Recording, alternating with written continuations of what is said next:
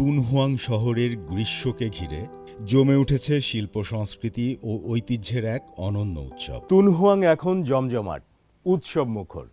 উত্তর পশ্চিম চীনের কানসু প্রদেশের এই শহরে গ্রীষ্ম বয়ে এনেছে আনন্দ, হাজার বছরের প্রাচীন সংস্কৃতির ঢেউ।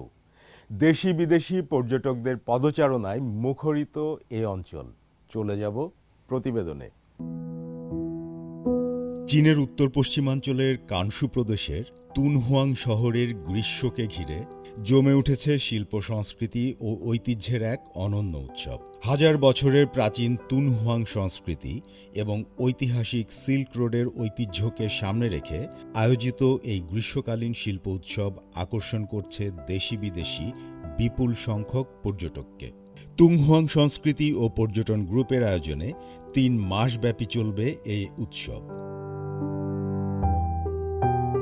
শহরের ঐতিহাসিক ও সাংস্কৃতিক সম্পদকে নতুনভাবে তুলে ধরা এবং তুনহুয়াংকে একটি স্বতন্ত্র গ্রীষ্মকালীন সাংস্কৃতিক পর্যটন ব্র্যান্ড হিসেবে প্রতিষ্ঠা করাই এই আয়োজনের মূল লক্ষ্য। উৎসব জুড়ে রয়েছে ঐতিহ্যবাহী নৃত্য পরিবেশনা, হানফু পোশাক প্রদর্শনী এবং প্রাণবন্ত গ্রীষ্মকালীন বাজার।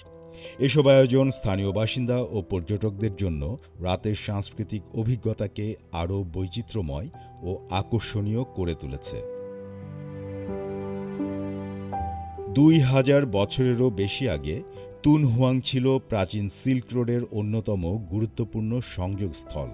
এই পথেই চীনের রেশম ও চা পৌঁছে যেত পশ্চিমা অঞ্চলে। আবার আঙুর, ডালিম, গাজরের মতো নানা কৃষিপণ্য এই বাণিজ্য পথ ধরে প্রবেশ করেছিল চীনে। আজকের তুনহুয়াং বিশ্বের অন্যতম গুরুত্বপূর্ণ সাংস্কৃতিক ঐতিহ্যের কেন্দ্র। এখানে অবস্থিত বিশ্বখ্যাত মোকাও গুহামালা, যেখানে রয়েছে ৭৩৫টি প্রাচীন গুহা, ২০০০-এরও বেশি রঙিন ভাস্কর্য এবং চতুর্থ শতাব্দী থেকে নির্মিত প্রায় ৪৫,০০০ বর্গ মিটার জুড়ে বিস্তৃত অনন্য প্রাচীর চিত্র। ঐতিহ্য, শিল্প এবং আধুনিক পর্যটনের সমন্বয়ে তুনহুয়াংয়ের এই গ্রীষ্মকালীন উৎসব শুধু অতীতের গৌরবকে নতুন প্রজন্মের সামনে তুলে ধরছে না, বরং শহরটির সাংস্কৃতিক পর্যটন ও স্থানীয় অর্থনীতিতেও যোগ করছে নতুন প্রাণ। সাকিব সিকান্দার, সিএমজি বাংলা।